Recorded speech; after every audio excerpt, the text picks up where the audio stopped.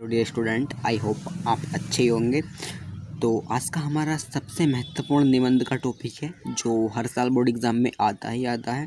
तो आज किसके ऊपर हम निबंध लाए हैं? बेरोजगारी की समस्या।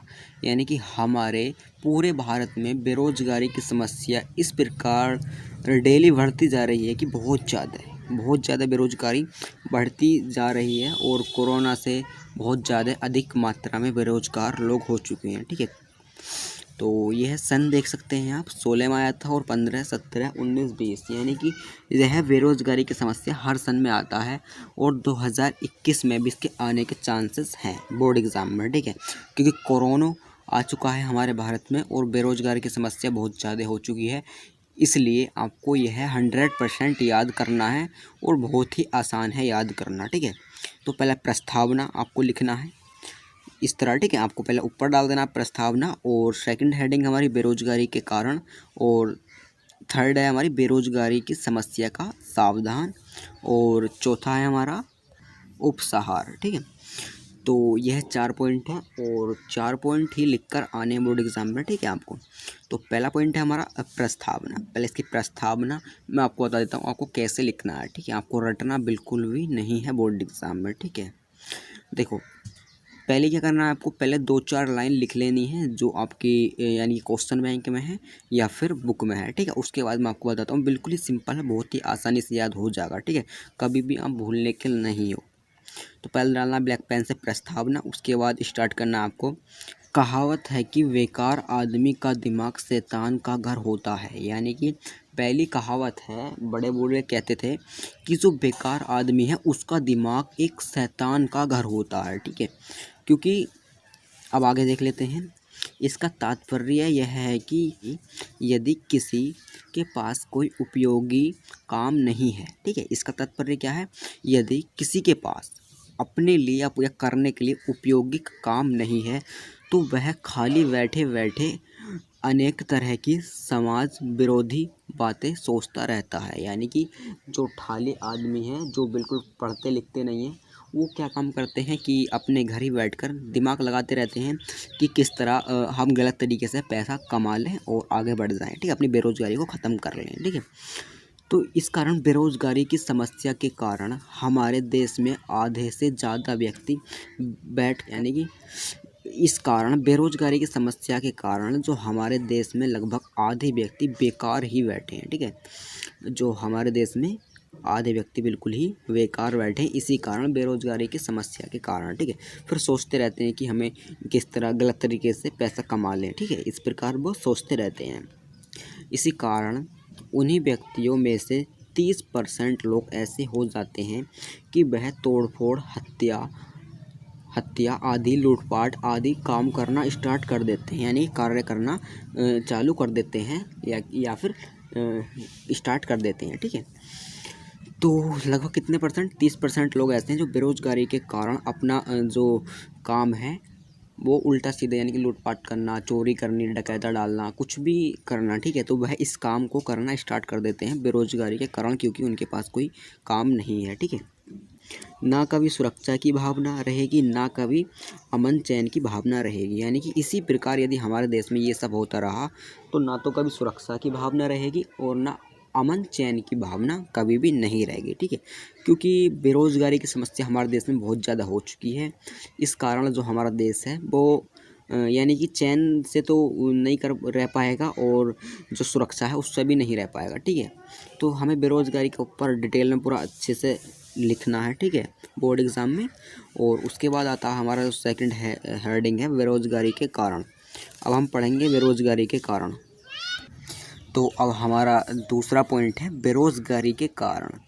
बेरोजगारी के कारण लिखने बहुत ज़रूरी है क्योंकि हमने प्रस्तावना लिख दी है, फिर इसके कारण लिखने हैं कि यह बेरोजगारी क्यों होती है। ठीक है, तो आपको डालना है देश में बेरोजगारों पर दृष्टि डालने उनमें 2 तरह के लोग मिलेंगे। यानी कि यदि आप देश में यदि बेरोजगारी व्यक्ति को देखेंगे तो उन्हें आप दृष्टि डालकर देखना कि उसमें 2 प्रकार के व्यक्ति मिलेंगे। ग्रामीण क्षेत्रों में ऐसे लाखों युवा मिलेंगे जिन्हें पढ़ने लिखने का अवसर मिला भी नहीं। यानी कि जो ग्रामीण क्षेत्र होते हैं, जो गांव से बिलोंग करते हैं, जो भी स्टूडेंट हो या फिर जो बड़े व्यक्ति हो, उन्हें लिखने का और पढ़ने का अवसर बिल्कुल ही नहीं मिला। ठीक है, बहुतों की शादी भी हो गई है, वह अपना इसी प्रकार गुजारा कर लेते हैं। ठीक है, क्योंकि वो वह बेरोजगार हैं, उनके घर से शुरू से बेरोजगारी चलती आ रही है। ठीक है, तो अब आगे देख लेते हैं।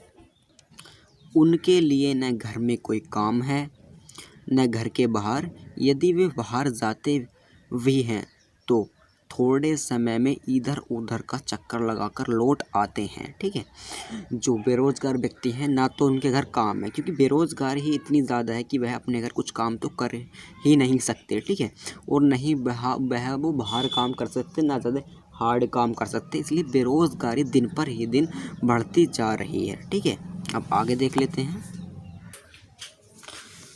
और उनमें शराबखोरी, जुआखोरी, भ्रष्टाचार की अनेक आदत पैदा हो जाती हैं। यानी कि जो शराबखोरी यानी कि शराब पीना स्टार्ट कर देते हैं, और जुआखोरी यानी कि पैसे से जुआ खेलना स्टार्ट कर देते हैं, और भ्रष्टाचार की अनेक आदतें पैदा हो जाती हैं। ठीक है, ये अशिक्षित युवा समाज पर न केवल बोझ हो रहे हैं, और जो नगरों शहरों में जितनी समाज विरोधी घटनाएं होती हैं उनमें अधिकांश ऐसे ही युवा का हाथ होता है।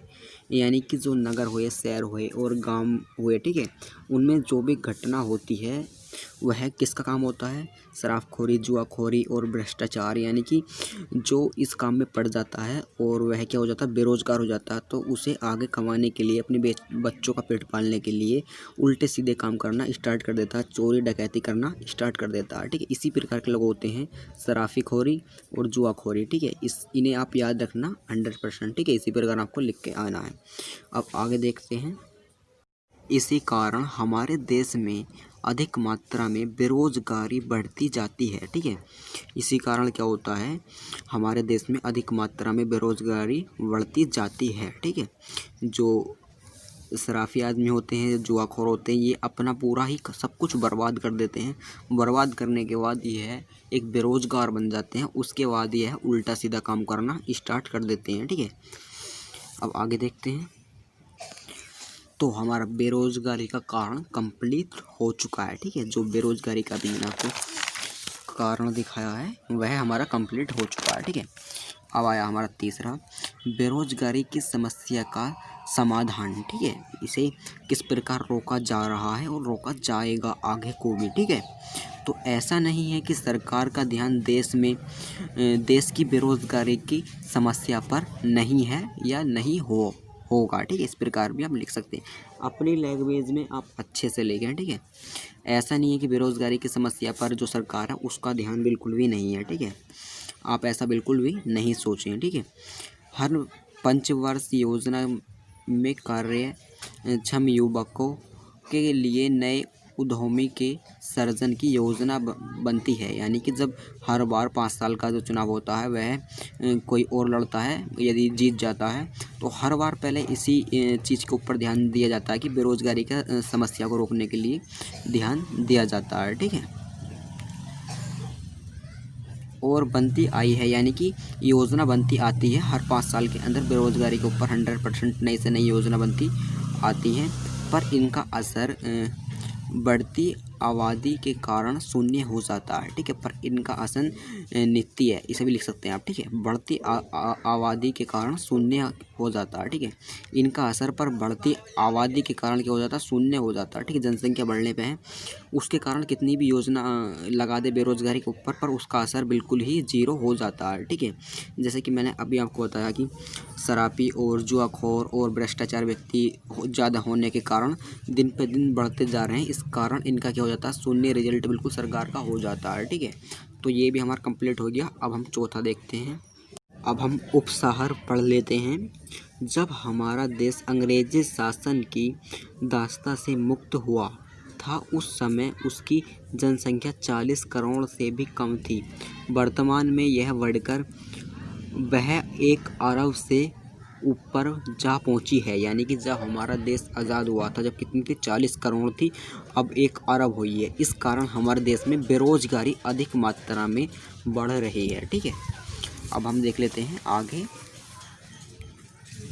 यही कारण है कि सारी आर्थिक योजनाओं का हमारे जीवन स्तर पर कोई खास असर नहीं दिखाई देता और बेरोजगारों की संख्या घटने के स्थान पर बढ़ती आ रही है। ठीक है, सरकार नई नई योजना बनाती है, फिर भी बढ़ती आबादी के सामने सारी अर्थ योजनाएं बेअसर साबित हो रही हैं, यानी कि बेअसर साबित हो रही हैं। ठीक है, क्योंकि मतलब इतनी सारी जनसंख्या बढ़ने के कारण, यानी कि पहले 40 करोड़ थी, अब 1 अरब हो चुकी है।